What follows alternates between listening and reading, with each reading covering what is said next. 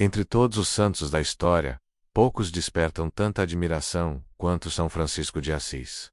Ele não foi rei, não foi grande teólogo, não fundou impérios, mas mudou profundamente a história espiritual da humanidade. Sua vida inspirou milhões. Sua mensagem de simplicidade, amor à natureza e cuidado com os pobres atravessa séculos. Mas sua história começa de forma bem diferente do que muitos imaginam. Antes de ser santo, Francisco foi um jovem rico, ambicioso e apaixonado pela vida. Francisco nasceu por volta de 1181 ou 1182 na cidade de Assis, na Itália medieval. Seu nome de batismo era Giovanni. Seu pai, Pietro de Bernardão, era um próspero comerciante de tecidos. Graças aos negócios da família, Francisco cresceu em ambiente confortável e privilegiado. Sua mãe, Pica, era uma mulher profundamente religiosa. Foi ela quem transmitiu ao filho os primeiros valores espirituais. Mas na juventude, Francisco estava mais interessado em festas do que em fé.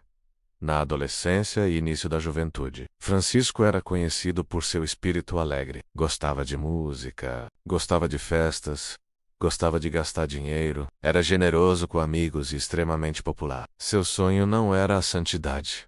Ele queria glória. Naquela época, a Europa valorizava profundamente o ideal da cavalaria. Ser cavaleiro significava honra, fama e reconhecimento. Francisco desejava isso intensamente. No início do século XIII, conflitos entre cidades italianas eram frequentes. Assis entrou em guerra contra a cidade vizinha de Perúdia.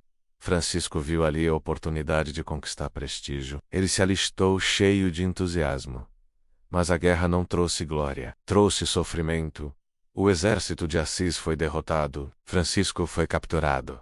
Francisco passou cerca de 1 ano prisioneiro. Esse período marcou profundamente sua vida. A experiência da derrota, a fragilidade humana, tudo isso começou a abalar suas antigas ambições. Quando finalmente foi libertado e voltou para casa, ele já não era exatamente o mesmo, mas a transformação ainda não estava completa. Pouco tempo depois de retornar, Francisco ficou gravemente doente. Durante semanas permaneceu acamado. A doença trouxe reflexão. Ele começou a questionar o sentido da vida que levava. As festas já não pareciam tão atraentes. A busca por fama parecia vazia. Algo dentro dele estava mudando. Mesmo após a doença, Francisco ainda tentou seguir o caminho da glória militar. Planejou se juntar a uma nova campanha militar, mas durante a viagem, teve um sonho marcante. Na visão, ouviu uma pergunta misteriosa: quem pode te dar mais, o servo ou o Senhor? Francisco respondeu: o Senhor. Então veio a orientação: volta para casa. Ele obedeceu, mas ainda não compreendia totalmente o que Deus estava preparando. De volta a Assis, Francisco começou a se afastar da vida social. Seus antigos amigos estranharam. Ele passava mais tempo sozinho, refletindo, rezando.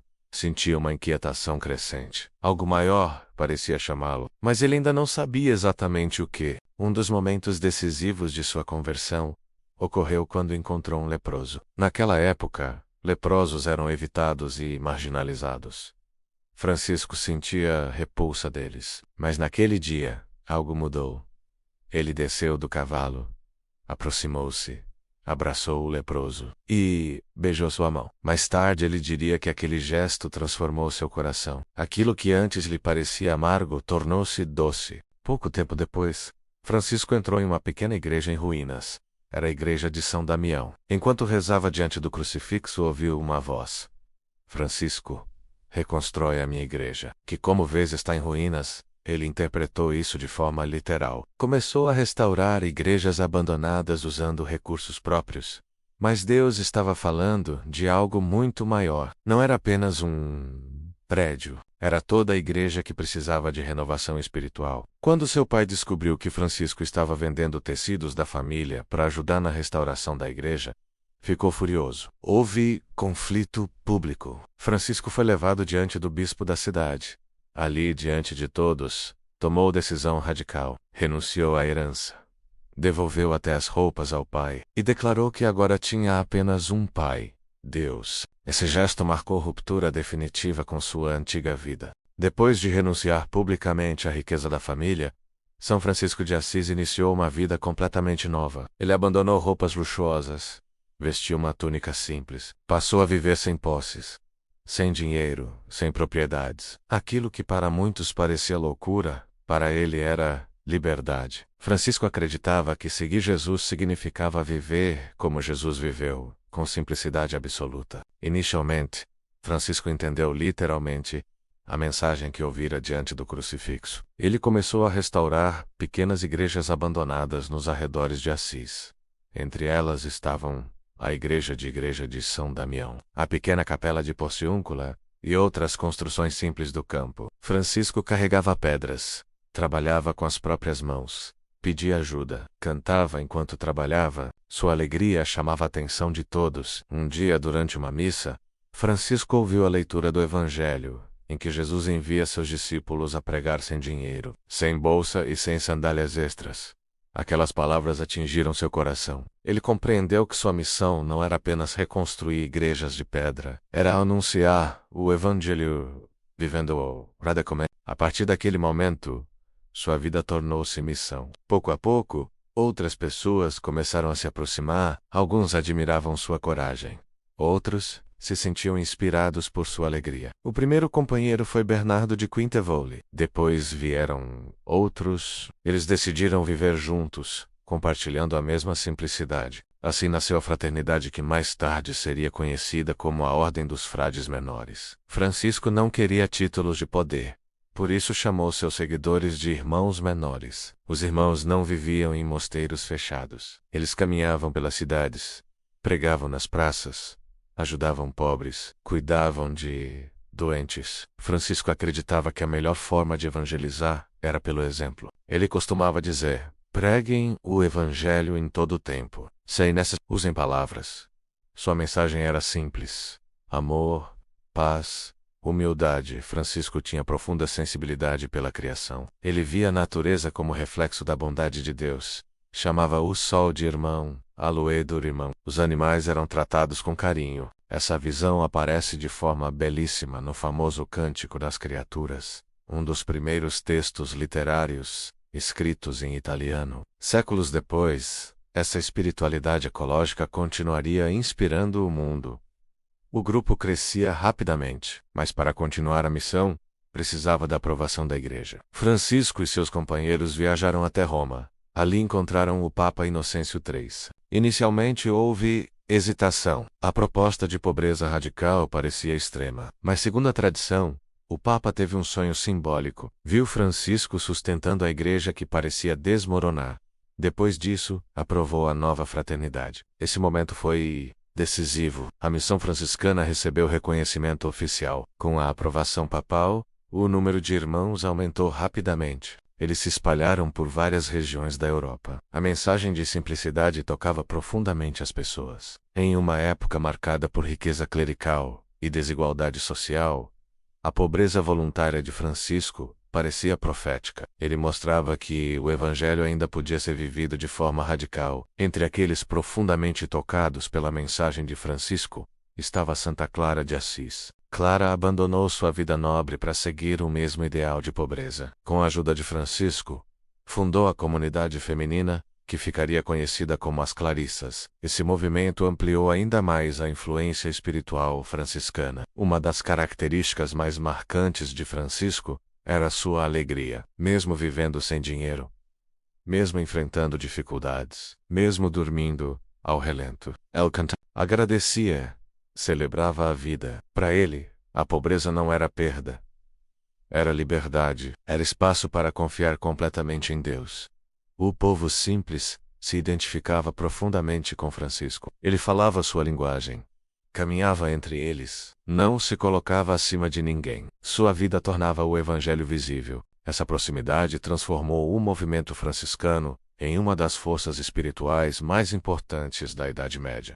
Com o passar dos anos, o movimento iniciado por São Francisco de Assis começou a crescer de forma surpreendente. Cada vez mais homens desejavam viver aquela vida simples, sem riqueza, sem poder, apenas seguindo o Evangelho. Os irmãos menores caminhavam por diversas regiões da Europa, pregavam paz, serviam os pobres, ajudavam doentes. Esse estilo de vida contrastava fortemente com muitas estruturas religiosas da época. marcadas por riqueza e poder. Francisco representava um retorno radical às origens do cristianismo. Francisco não era apenas pregador religioso, era mensageiro da paz. A Itália medieval vivia conflitos constantes entre cidades rivais. Famílias nobres travavam disputas violentas. Francisco frequentemente entrava em cidades em conflito para pedir reconciliação. Sua presença simples e humilde tinha impacto profundo. Ele falava de fraternidade, falava de perdão, falava de humildade. Muitas vezes, sua voz conseguia aquilo que a política não conseguia: pacificar corações. Uma das histórias mais conhecidas da vida de Francisco é a pregação aos pássaros. Segundo relatos antigos, durante uma caminhada ele viu um grande grupo de pássaros. Francisco aproximou-se e começou a falar com eles. Ele os convidava a louvar a Deus pela beleza da criação. Os pássaros permaneceram quietos enquanto ele falava. Somente depois de receberem sua bênção, voaram. Esse episódio tornou-se símbolo de sua profunda relação com a natureza. Francisco via toda a criação como parte da grande família de Deus. Outro episódio famoso aconteceu na cidade de Gubbio. Segundo a tradição, um lobo aterrorizava a população local. Ninguém conseguia enfrentá-lo. Francisco foi até o animal, falou com ele, fez o sinal da cruz e propôs um acordo. O lobo não atacaria mais as pessoas, e os moradores lhe dariam alimento. Segundo o relato, o animal tornou-se manso e viveu em paz com a cidade. Mais do que milagre literal, essa história expressa algo profundo: a harmonia que Francisco buscava entre seres humanos e criação. O desejo missionário de Francisco era enorme. Ele sonhava levar o Evangelho para além da Europa. Algumas tentativas de viagem missionária fracassaram por causa de doenças e dificuldades, mas seu sonho permaneceu. Ele queria anunciar a paz de Cristo, até mesmo em territórios considerados inimigos. Essa visão o levaria a um dos encontros mais extraordinários da história medieval. Durante as Cruzadas em 1219, Francisco viajou até o Egito. Ali encontrou-se com Al-Kamil, líder muçulmano, em plena guerra religiosa. Esse encontro foi extraordinário. Francisco não foi como inimigo, foi como mensageiro de paz. Conversou com o sultão com respeito e humildade. O sultão ficou impressionado com sua coragem e espiritualidade. Segundo relatos, permitiu que ele pregasse livremente. Esse episódio torna-se símbolo poderoso de diálogo entre religiões. Após essas experiências missionárias, a fama de Francisco cresceu ainda mais. Multidões queriam ouvir suas palavras. Muitos viam nele exemplo vivo do Evangelho. Mas a popularidade não o seduzia. Ele continuava vivendo na pobreza. Continuava chamando seus companheiros de irmãos menores. Continuava evitando qualquer forma de poder. Um dos gestos mais marcantes de Francisco aconteceu em 1223. Na pequena localidade de Grétio, ele organizou a primeira representação do presépio. Usou um estábulo, animais reais, pessoas da comunidade. Seu objetivo era simples: ajudar o povo a visualizar o nascimento de Jesus. Esse gesto deu origem à tradição do presépio, que hoje se espalhou pelo mundo inteiro. Com o crescimento da ordem franciscana, novos desafios surgiram. Administrar uma comunidade em expansão não era fácil. Francisco sempre preferiu simplicidade, mas a organização exigia regras e estruturas. Ele lutava para preservar o espírito original de pobreza e humildade. Francisco desenvolveu visão espiritual profundamente inovadora. Ele falava de fraternidade universal. Para ele, o sol era irmão, a água era irmã, a terra era mãe. Os animais eram companheiros de criação. Essa visão aparece de forma poética no Cântico das Criaturas. Hoje muitos veem nele precursor da espiritualidade ecológica moderna. Com o passar dos anos, Francisco começou a buscar mais momentos de silêncio e oração. Ele passava longos períodos em retiro, subia montanhas para rezar, buscava intimidade profunda com Deus. Sua vida ativa de missão agora se equilibrava com profunda contemplação. Com o crescimento da ordem fundada por São Francisco de Assis, sua vida começou a mudar. A responsabilidade aumentava, a fraternidade crescia rapidamente. Mas Francisco sempre teve o coração voltado para o silêncio e a oração. Por isso passou a buscar lugares isolados, montanhas, florestas, pequenas cavernas. Ali ele passava dias em profunda contemplação. Um desses lugares seria palco de um dos acontecimentos mais extraordinários da história cristã. Em 1224, Francisco retira-se para o Monte Alverne, também conhecido como La Verna. Esse lugar montanhoso e silencioso tornou-se um de seus locais favoritos de oração. Ali ele passou 40 dias em retiro espiritual. Meditava profundamente sobre a paixão de Cristo, jejuava, rezava longamente. Seu desejo era simples, mas intenso: sentir no coração o mesmo amor que levou Jesus à cruz. Durante esse retiro aconteceu algo extraordinário. Segundo relatos antigos, Francisco teve uma visão. Um serafim, um anjo de fogo, apareceu diante dele. Mas esse serafim tinha a forma de Cristo crucificado. A visão era intensa e misteriosa. Francisco contemplava o amor de Cristo de forma tão profunda que desejava compartilhar também seus sofrimentos. Após a visão, algo surpreendente aconteceu. Francisco percebeu marcas em seu corpo, feridas semelhantes às de Jesus na crucificação, nas mãos, nos pés e no lado. Essas marcas ficaram conhecidas como estigmas. Francisco tornou-se o primeiro santo da história cristã a receber esses sinais de forma documentada. O episódio marcou profundamente a espiritualidade franciscana. As feridas causavam dor constante, mas Francisco raramente falava sobre isso. Ele preferia manter silêncio, continuava vivendo com simplicidade, continuava pregando, continuava ajudando os pobres. Para ele, os estigmas não eram motivo de orgulho, eram participação no sofrimento de Cristo. Com o passar dos anos, sua saúde começou a se deteriorar. Francisco sofria com várias doenças, problemas de visão, fraqueza física, cansaço constante. Mesmo assim, mantinha profunda serenidade. Sua alegria não desapareceu. Ele continuava cantando louvores a Deus, mesmo em meio à dor. Durante esse período de sofrimento, Francisco compôs uma de suas obras mais belas, o Cântico das Criaturas. Nesse poema ele louva a Deus por toda a criação. Irmão Sol, Irmã Lua, Irmã Água, Irmão Fogo, Irmã Terra. Mas o poema também inclui algo surpreendente. Ele agradece, até pela Irmã Morte. Isso mostra sua profunda confiança em Deus. Para Francisco, tudo na criação apontava para o amor divino. Enquanto sua saúde piorava, surgiam tensões dentro da própria ordem. Alguns irmãos queriam adaptar as regras para facilitar a vida. Outros queriam manter a pobreza radical. Francisco sofria ao ver essas divisões. Ele temia que o espírito original da fraternidade se perdesse. Mesmo assim, tentou orientar os irmãos com humildade e amor. Francisco começou a perceber que sua vida se aproximava do fim. Passava cada vez mais tempo em oração. Revisava orientações para seus irmãos. Incentivava a todos a viver o Evangelho com autenticidade. Sua presença já era vista como testemunho vivo de santidade. Nos últimos dias de vida, Francisco pediu para ser levado de volta à Porciúncula, pequena capela que tinha grande significado em sua missão. Ali ele havia iniciado sua fraternidade. Ali queria terminar sua jornada. Ele pediu para ser colocado no chão. Queria morrer como havia vivido, na simplicidade absoluta. Nos últimos momentos, Francisco pediu que seus irmãos lessem trechos do Evangelho.